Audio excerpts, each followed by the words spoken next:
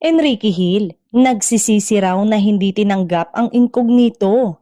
Matapos ang successful ng pinakamalaking teleserye ng ABS-CBN na Incognito, umuusok ngayon ang usap-usapan na pinagsisisihan umano ni Enrique Hill ang hindi pagtanggap sa proyektong ito.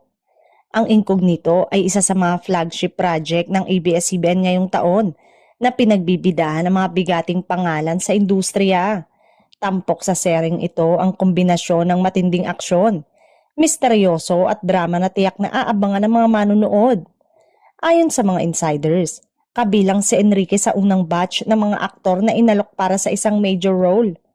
Ngunit sa hindi malinaw na dahilan, pinaniniwalaang dahil sa personal commitments at pag-focus sa ibang plano, tinanggihan niya ang offer.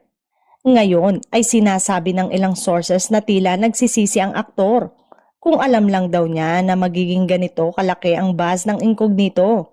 Baka iba ang naging desisyon niya, pahayag ng isang malapit ng source.